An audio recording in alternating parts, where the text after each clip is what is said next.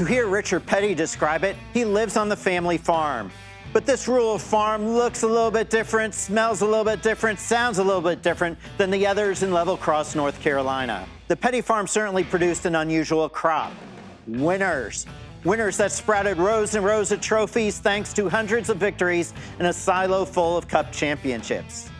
You know, and we got a big farm here, and we just in the racing business. We're not in the farming business. We don't grow corn or tobacco, you know, whatever. We grow race cars. And so basically the family's just been a family farm with cars.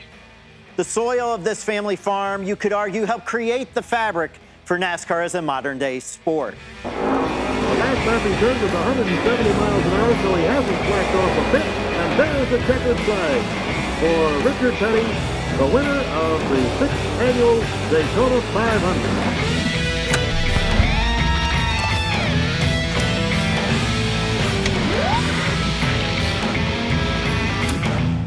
Richard Petty, winner of the Daytona 500 and a thinking driver. The Petty family celebrates 75 years in auto racing in 2024. That's a long time to talk about memories and history. We'll try to tell you some things you kids don't know about the Pettys. Believe it or not, contrary to popular belief, Richard Petty didn't emerge out of the womb born into motorsports. He didn't know squat about racing until 11 years old when his father, Lee, entered his first race. And it didn't really go all that well. I'll let the king, Richard Petty, himself explain. At 11 years old, I didn't even know what racing was. Okay, so the very first race I ever seen was going to Charlotte. And I really don't remember that much about it, except that my dad turned the car over about halfway through the race, and we had come home, ride home with my uncle, because we drove the race car. They were strictly stock cars, and we drove the race car to the racetrack. You would think having to hitch their way home would discourage them from totaling another car. But Lee Petty had other ideas.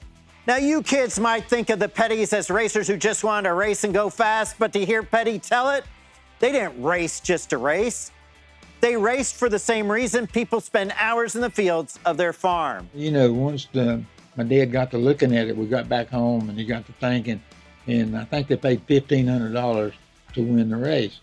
And so he went out and said, okay, I can make a living doing this. So he went out and bought a 49 Plymouth business coupe for $990 or something like that. So he figured that, you know, if I can win races or run good, then we can pay for the car and we can make a living at it.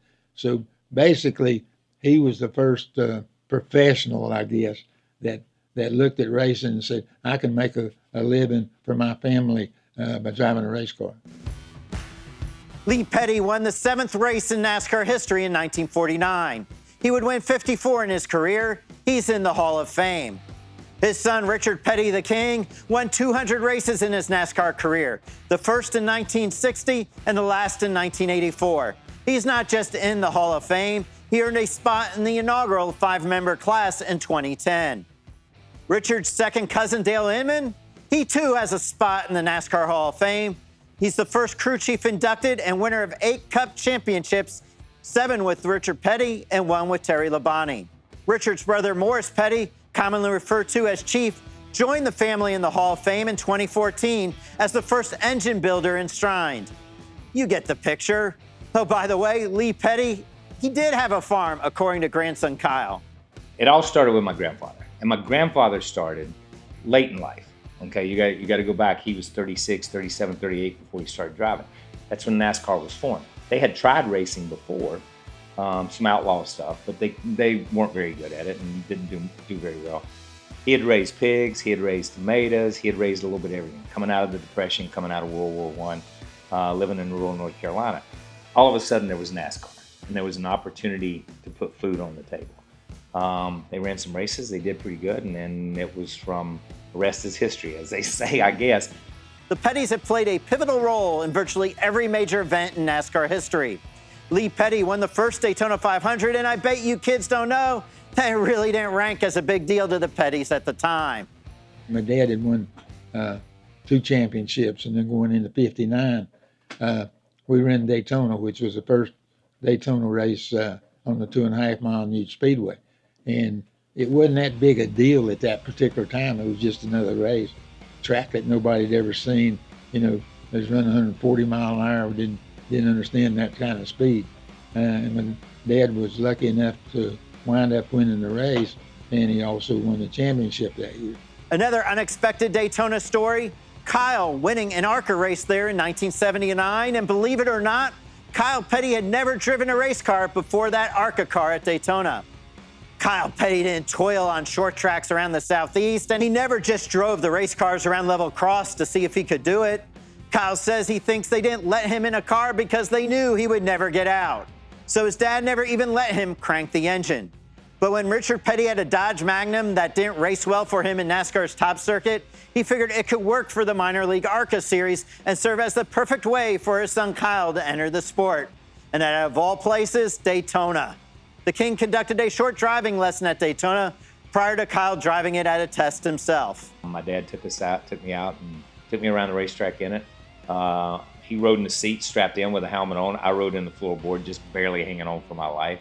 We ran about 192 or 3, and he showed me how to get around Daytona. Kyle had an up and down Cup career with 8 victories and 829 starts. Many believe the true, pure racing talent possibly skipped a generation and went to Kyle's son, Adam. Adam Petty had all the characteristics of a star in the making: charismatic, talented, and a famous last name. His death at age 19 from injuries suffered in a crash in Busch Series practice in May 2000 at New Hampshire devastated the family, but it did not end the Petty involvement in the sport. Adam's death and Adam's accident was an endpoint for where we were from a driver's line. But I never saw it as an endpoint for where we were as our family in the sport. As I said before, I grew up at a time in the sport, in the 60s, when you would go to the racetrack and you'd be playing with kids in the infield and their mom would come get them and you wouldn't see them again. You may never see them again because their father had been killed racing. Death was a part of the sport in the 60s. Death was a part of the sport in the early 70s. It's just something that, in a callous way, it's just something that you lived with as part of the sport. Kyle Petty last competed in 2008, so it's been 16 years since a Petty entered a Cup race. Another Petty grandson, Thad Moffitt, has driven in the Truck Series as a rookie this year.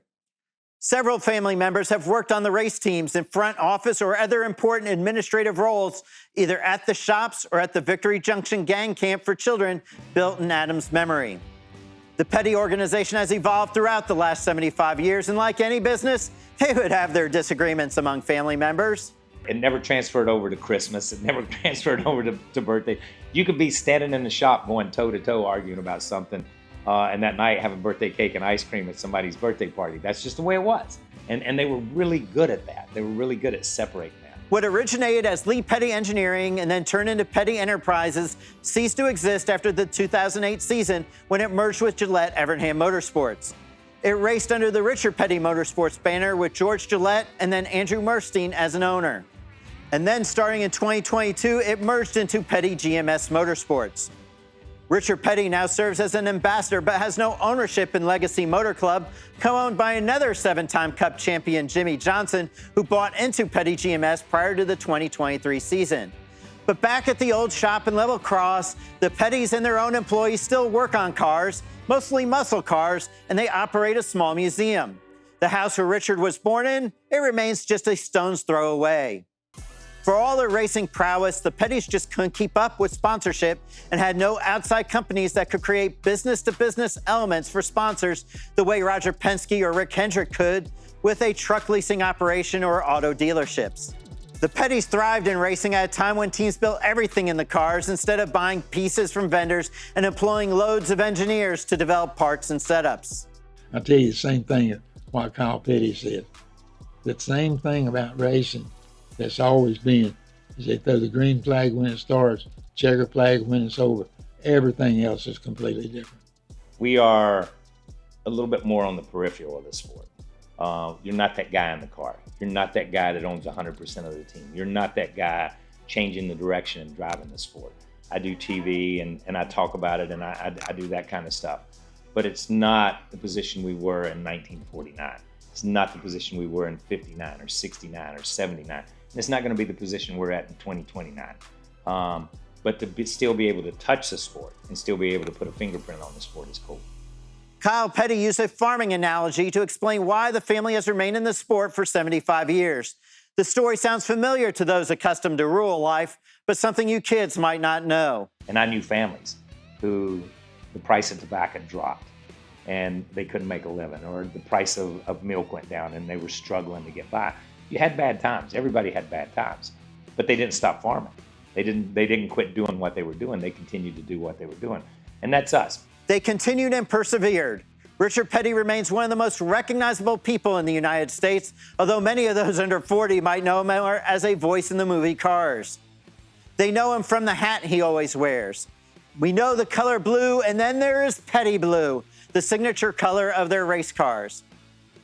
And then we look at the record, that all-time Cup standard of 200 victories by Richard Petty. The final one coming at Daytona when President Ronald Reagan attended the race and ate chicken with the drivers and their families afterward as part of the Independence Day celebration. What a heck of a way to make a living and create a legacy. So I don't know if it was the love of the car, the love of money, the love of beating everybody. I don't know what it was, but it was our life, and it just became our lifestyle and what we did.